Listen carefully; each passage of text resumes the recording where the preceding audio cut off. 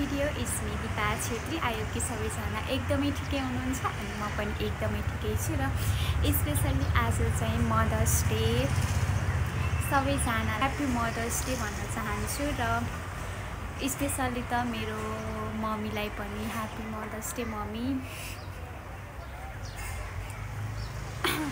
हजुर हाम्रो साथमा त हुनुहुन्न र तर सँगै साथमा नभए पनि मनमा चाहिँ सधैँभरि हुनुहुन्छ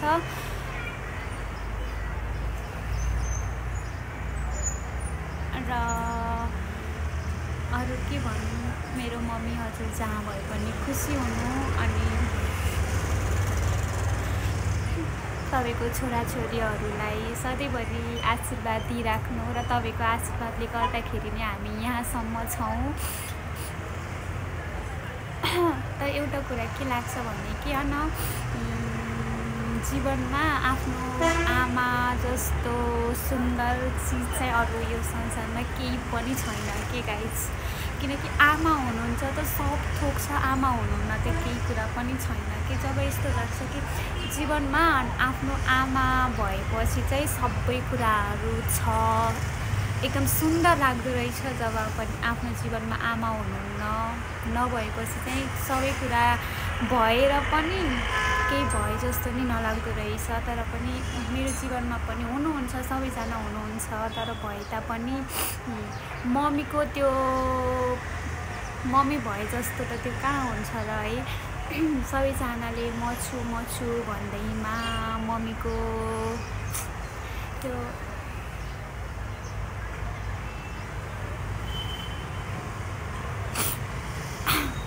त्यही हो गाइज। अब मम्मी हुनुहुन्न भनेर सानो मन गरेर पनि हुँदैन, किनभने जीवनमा यस्ता उतार चढावहरू धेरै नै आउँछन्। तर सबैको जीवनमा उतार चढावहरू चाहिँ आउँछ नै, तर मेरो जीवनमा त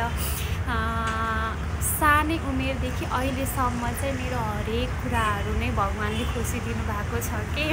उसलाई हामी तिनवटा छोराछोरीहरूलाई चाहिँ दुःख सुख गरेर यहाँसम्म ल्याउनु भयो। तर अब फेरि अब हामीले मम्मीलाई खुसी दिने बेलामा चाहिँ भगवान्ले त्यो खुसी पनि नपाइकन भगवान्ले खुसी दिनुभयो के। र मम्मी एकदमै धेरै मिस गरेको छु हजुरलाई आज मदर्स डेको दिन।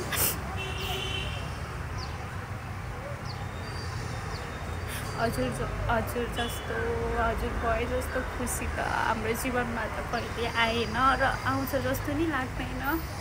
किनभने तपाईँ हुनुहुन्थ्यो र सब थोक थियो, सबैजना आफ्नो हुनुहुन्थ्यो। तर जब तपाईँले छाडेर जानुभयो न कोही कसैको साथ पनि पाउन सकिएन।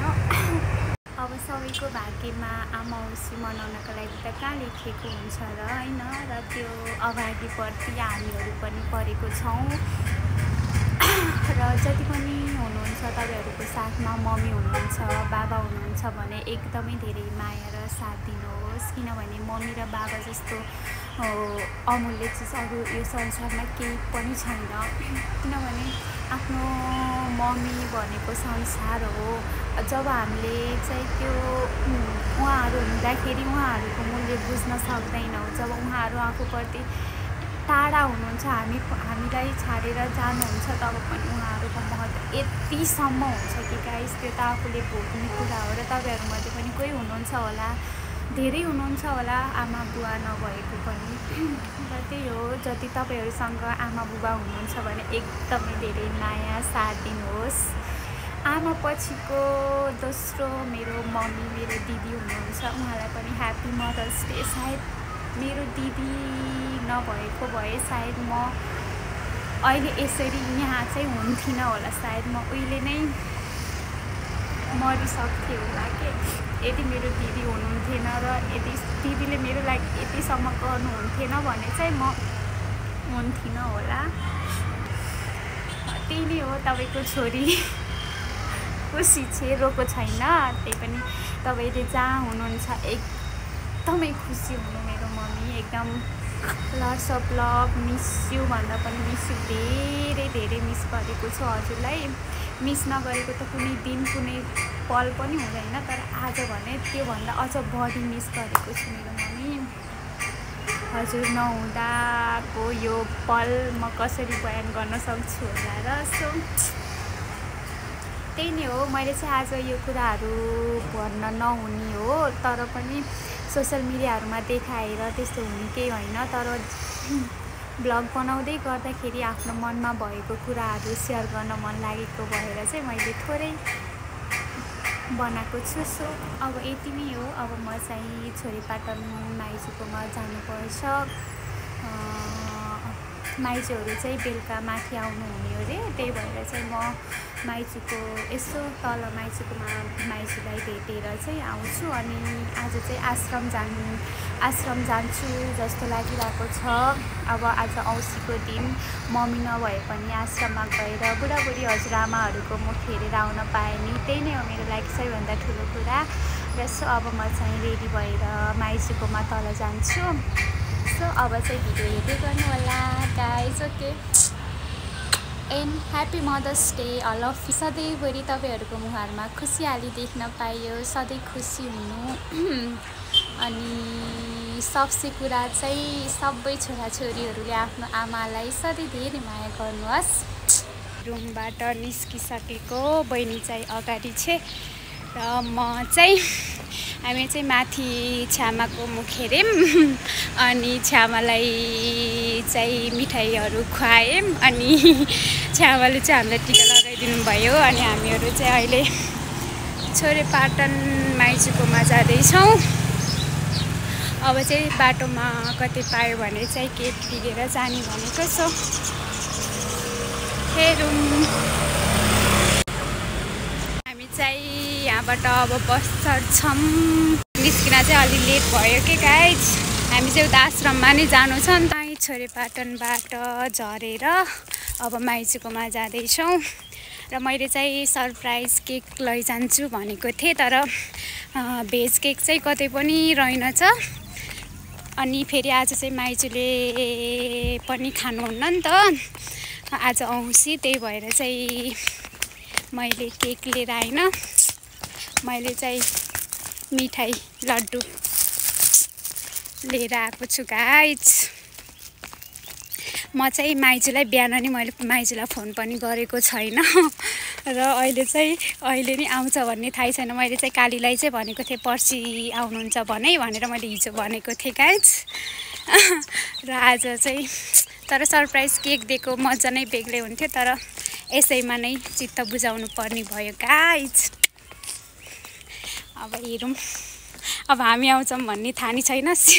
माइजूले खाना बनाउनु भएको छैन होला। यता बहिनीलाई चाहिँ भोक लागेर अघि नै अनि के खाने हो भनेर पहिल्यैबाट भनिरहेको छ गाइज।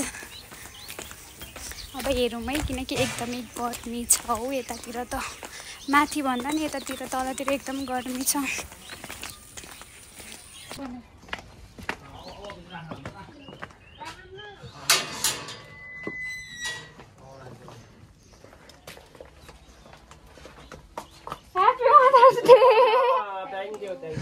आज के हो? Mother's day.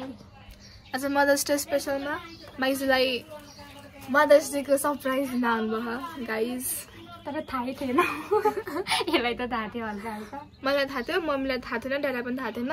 अनि अर्को बहिनी चाहिँ भित्र हिँड, त्यहाँदेखि क्यामेरा साइन गाइज। अनि के भन्नु आजको उपलक्ष्यमा? त्यही हो, के भन्नु? तैँले के भनिस् मम्मीलाई कसरी मनोस्? म बिहान कति 8 बजी उठेँ गाइज। अनि 8 बजी उठेर ठ्याक्क निन्दा गरेर मुख हेरेँ। अनि फेरि आएर सुत्ने ह्याप्पी मदर्स डे भनेर। त्यति हो गाइज मेरो। मेरो पनि म नि उठेँ, नुहाइधुवाइ गरेँ, पूजासुजा गरेँ। अनि तल छ्यामासँग गएर अनि टिकासिका लगाएँ, खाना खाएँ, चक्लेटै खाएको गाइज। अनि अहिले चाहिँ यहाँको अब यहाँबाट नि फेरि निस्किने हो।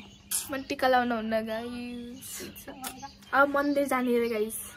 आज पुरा भ्लग हेर्नुहोस्, मन्दिर गएको सब देखाउनुहुन्छ। बिचमा मैले आइछु भन्नु।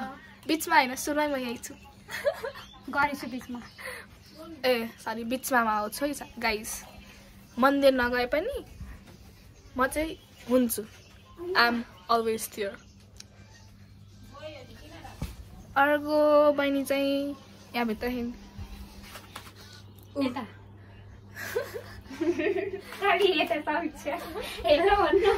मेरो काम गाइस हेर्नुहोस् म दिउँसभरि यही गरेर बस्ने गाइस इधर मन्दिर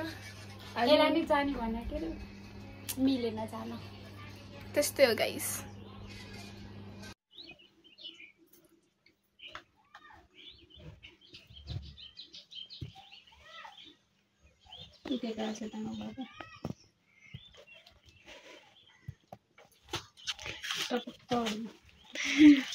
चाहिँ रुमबाट निस्केम अब यहाँबाट चाहिँ 10-15 मिनट हिँड्नुपर्छ हामीहरू चाहिँ यता पछाडि चाहिँ 2 जना हुनुहुन्छ म चाहिँ अगाडि छु तर हामीले चाहिँ छाता ल्याउनै बिर्सेछौँ एकदमै कति बढी छ गर्मी पनि गाइस हामीहरू चाहिँ यहाँबाट निस्केर अब आश्रममा गएर अनि त्यहाँ सबैजनालाई एकछिन भेट्छौँ अनि हामी चाहिँ निस्किन्छौँ हामी चाहिँ यहीँ तल अलि टाइम बस्यौँ के सो गाइस हामी अब कता के वृद्धाश्रमतिर हिँड्न लाग्यो गाइस म चाहिँ अलि ओराबाट छुट्टिन्छु उनीहरू चाहिँ जानुहुन्छ गाइस जान मन त 3 जना सँगै थियो गाइस तर के गर्नु सिचुएसन त्यस्तै पर्यो गाइस यो भ्लगमा नहोस् न्युज चाहिँ हेर्नु न गाइस क्यामेरा साई पनि होइन रहेछ क्या फेरि यसै नाटक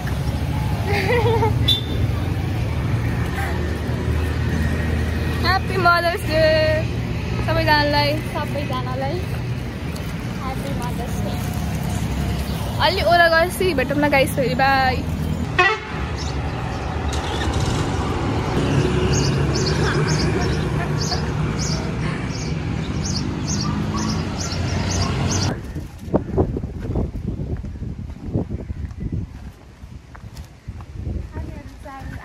जाँदैछौँ गाइस हामीले चाहिँ धेरै सामान ल्याउन सकेनौँ किनकि बहिनी र म मात्रै आयौँ त्यही भएर चाहिँ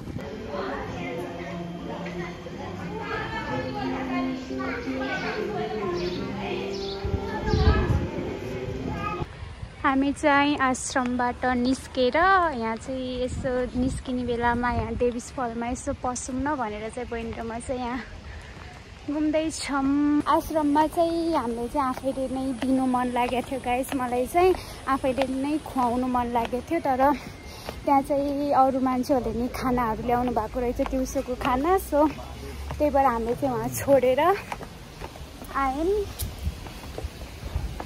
आफ्नै हातबाट चाहिँ खुवाउन पाएनौँ गाइस सो केही छैन अब फेरि नेक्स्ट टाइम जाँदाखेरि चाहिँ पहिला हामीहरू आउँदाखेरि चाहिँ यहाँ कति धेरै पानी थियो कि अहिले चाहिँ पानी रहेन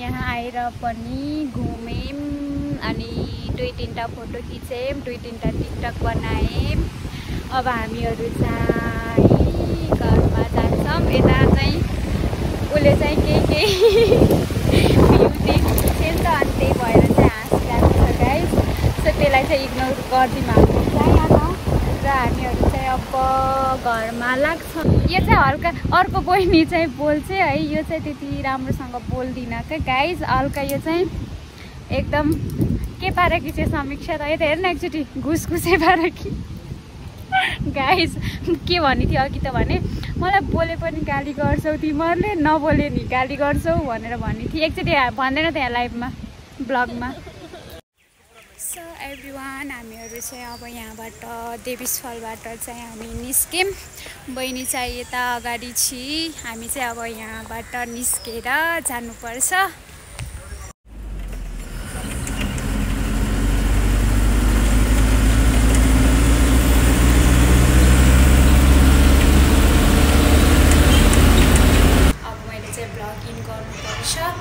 मेरो चाहिँ एकदमै धेरै टाउको दुखिरहेको छ के बिहानबाट हिँडेको बल्ल आयौँ। अनि गर्मीमा मलाई चाहिँ बाहिर हिँड्नै हुँदैन के, बाहिर हिँड्ने बेलामा चस्मा लगायो भने चाहिँ मेरो आँखा दुख्थेन, टाउको दुख्थेन र मैले आज चाहिँ यो चस्मा युज गरेको थिएँ, अर्को चाहिँ लगेको थिएन, त्यही भएर सो अब चाहिँ म भ्लग इन गर्छु र सुरुदेखि लास्टसम्म हेरेर बसिदिनु हुने सम्पूर्णलाई thank you so much for watching भन्दै म चाहिँ भ्लग इन गर्छु र अर्को भ्लग आउने बेलासम्म चाहिँ वेटिङ गर्नु होला। And love you guys.